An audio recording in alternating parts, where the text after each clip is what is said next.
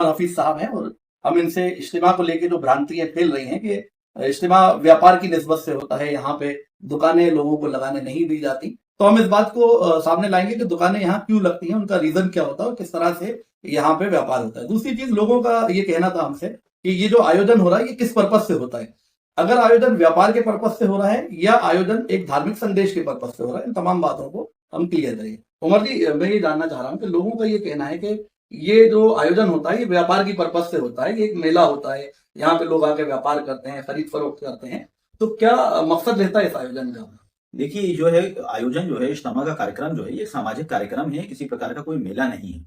यहाँ पर दुकानें जो लगती हैं, ये दुकानें सेवा भाव से लगती हैं, लोगों को सेवा प्रदान करने के लिए लगाई जाती हैं। सब्सिडाइज प्राइसिंग के ऊपर सामान उपलब्ध कराने के लिए, जरूरत की चीजें उपलब्ध कराने के लिए यहाँ पे ये दुकानें लगाई जाती हैं। इनसे इसका कोई शुल्क नहीं लिया जाता है, ये लोग खुद अपने हिसाब से सेवा भाव से यहाँ पर दुकानें लगाते हैं। अच्छा, इसमें एक चीज हमने देखी, अभी कुछ लोगों से इज्तिमा कहा पे हमने चर्चा करी, जिनका ये कहना था कि पानी की बोतल मार्केट में 20 रुपए की मिलती है और यहाँ पे 6 रुपए की दी जाती है।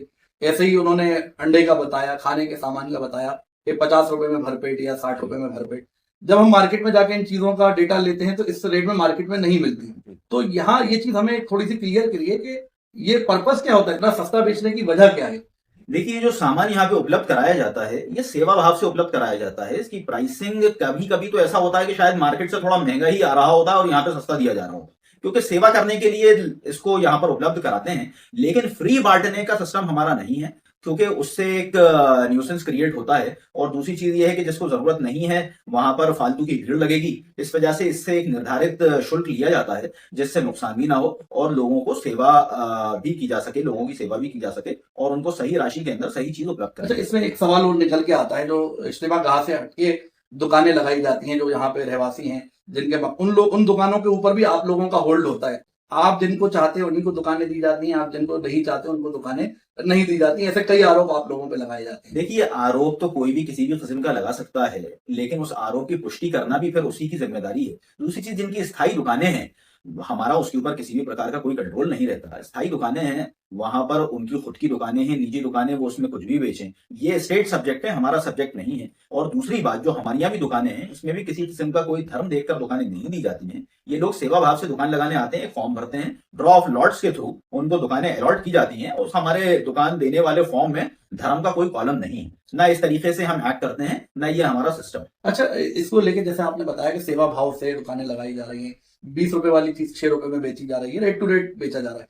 क्या दूसरे समुदाय के लोगों ने आके कभी ये कहा कि वो इच्छा जाहिर की हो कि साहब हम भी इसी रेट में बेचना चाहते हैं, हम भी ऐसे ही आपके साथ काम करना चाहते हैं? ऐसा कहीं से कोई दावा आता है आपके पास? नहीं, बिल्कुल फैज भाई, देखिए क्या है कि जो भी लोग वहां दुकानें लगाते हैं वो इसी प्राइसिंग के ऊपर दुकानें लगाते हैं। और सिर्फ वहां मुसलमान तो दुकान लगाते नहीं हैं, सारी कम्युनिटी के लोग हैं जो दुकानें लगाते हैं सेवा भाव से। दूसरी कम्युनिटी के लोग भी वहां पर बहुत सेवा करते हैं और खुद बढ़ चढ़ के पार्ट लेते हैं। वॉलंटरी तौर के ऊपर भी, रोड्स के ऊपर भी सारे सारे धर्मों के लोग जो है वहां पर लगते हैं और अपनी अपनी सेवाएं सेवा भाव से प्रदान करते हैं। ये एक सिस्टम रहा है, हमेशा रहा। इस बार कितना बड़ी जगह पे आयोजन किया जा रहा है और कितनी दुकानें और कितनी पार्किंग अलॉट की जा रही है? देखिए, आयोजन जो है वो तकरीबन पिंडाल 120 एकड़ एरिया में है, सर्विसेज तकरीबन 200 एकड़ एरिया में है, 350 एकड़ में 71 पार्किंगें बनाई गई हैं। और इसके अलावा 71 नंबर हैं टोटल पार्किंग, 71 नंबर पार्किंग हैं। और इसके अलावा अन्य सेवाओं के लिए भी बाहर इमरजेंसी कॉरिडोर्स और fire brigade corridors, fire extinguishers, CCTV cameras, ये सारी चीजों की व्यवस्था की जाती है और पूरे इज्तिमा गाह को सिक्योर किया जाता है। शासन प्रशासन और इज्तिमा कमेटी के समन्वय से सारे कार्य सुनिश्चित किए जाते हैं कि टाइमली सारे कार्य पूरे हो जाएं। ये जो आपने पार्किंग बताई 71 पार्किंग है, तो क्या जो जमीनें हैं वो मुस्लिम्स की हैं सारी जमीनें, या दूसरे मजहब के लोगों की भी जमीनें? देखिए, सभी सभी समुदाय के लोगों की जमीनें हैं, मुस्लिम कम्युनिटी की भी हैं, हिंदू कम्युनिटी की भी हैं, सब लोगों की हैं। सब लोग अपनी इच्छा से, स्वेच्छा से, सेवा भाव के साथ इज्तिमा के अंदर ये जमीनें देते हैं, जिनको हम पार्किंग्स में यूज करते हैं, अदर सर्विसेज में यूज करते हैं। वहां के लोग भी बहुत कोऑपरेट करते हैं। एक वहां पर गंगा जमनी तहजीब जो है उसकी मिसाल वहां पे देखी जा सकती है। और हम तो एक वासुदेव कुटुंबकम वाला देश है, हम तो दुनिया को अपना परिवार मानते हैं। तो भारत तो हमारा आंतरिक परिवार है, इंटरनल फैमिली है, क्लोज नेटेड फैमिली कल्चर है हमारा। तो हम लोग तो सब एक दूसरे के सुख दुख में हमेशा खड़े रहने वाले लोग हैं। और ये बाइफर्केशन ऑफ कम्युनिटीज जो है, इस चीज से मुझे आपत्ति है। मैं तो इस तरीके से कभी ना सोचता ना बात करता। हमारा तो ये कहना है कि सभी हिंदुस्तानी लोग हैं, सभी भारतीय लोग हैं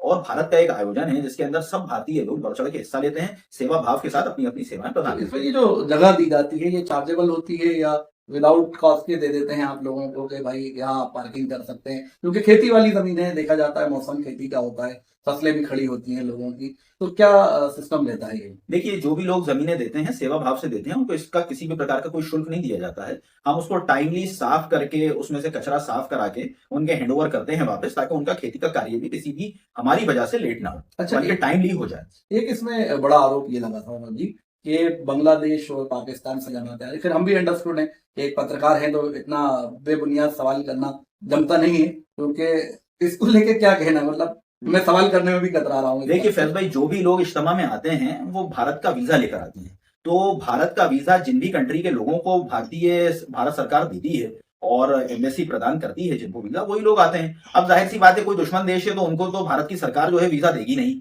जो यहाँ पर अलाउड कंट्रीज हैं वही यहाँ पर आते हैं, अपना वीजा लेकर आते हैं, इंडिविजुअल्स आते हैं और अपना फॉर्म सी भरते हैं पुलिस का, पुलिस को पूरी जानकारी देते हैं। एक कॉपी हमारे पास भी रहती है उसकी, एक कॉपी थाने में जमा होती है, एक कॉपी एसपी ऑफिस के अंदर जाती है। तो ये एक बहुत ही सिस्टमैटिक तरीका है, वहां पे पुलिस का कंट्रोल रूम बना होता है, सारी चीजें पुलिस की निगरानी होती है, पुलिस की अलग अलग कंपनीज वहां पे अपनी अपनी सेवा प्रदान कर रही होती हैं। सिक्योरिटी भी स्टेट सब्जेक्ट है, स्टेट वहां पर सिक्योरिटी प्रदान करती है।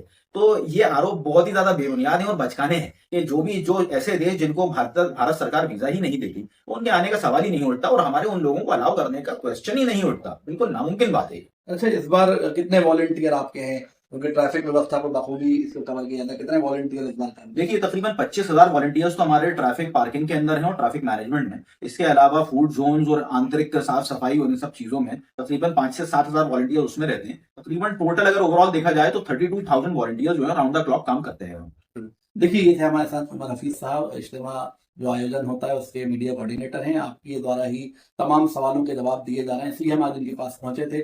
जो भ्रांतियां मीडिया के जरिए फैलाई जा रही हैं, जो गलत न्यूज़ें चलाई जा रही हैं, जो डिबेट के आयोजन किए जा रहे हैं, कहीं ना कहीं मीडिया को भी इस चीज को लेकर सोचना चाहिए। धार्मिक आयोजन है, धार्मिक आयोजन होता है तो जाहिर सी बात है इसमें देशभक्ति का ही पाठ पढ़ाया जाएगा। दुनिया का बात इस तरीके की नहीं समझाई जाएगी जिससे देश का माहौल खराब हो कहीं ना कहीं, क्योंकि जितने भी आयोजन हमने देखे हैं धार्मिक आयोजन, कहीं ना कहीं वहां पे देशभक्ति का भी पाठ पढ़ाया जाता है, दीन और धर्म को जोड़ते हुए। उसके बाद इस तरह की खबरें चलाना, इस तरह की डिबेट कराना शोभा नहीं देता मीडिया को। मीडिया जिस तरीके की अफवाहें फैला रहा है ये सरासर बेबुनियाद है। जिस तरीके से एक अखबार में छाप दिया जाता है कि पाकिस्तान और बांग्लादेश की जमातें यहाँ आ रही हैं, अगर पाकिस्तान और बांग्लादेश की जमात आ रही है यहाँ पे तो क्यों सरकार को इस बात की खबर नहीं होती, क्यों इस तरह की खबरें अखबार छापते हैं? तो बने रहे हमारे चैनल पे, इस तरह की अपडेट हम आपको लगातार देते रहेंगे।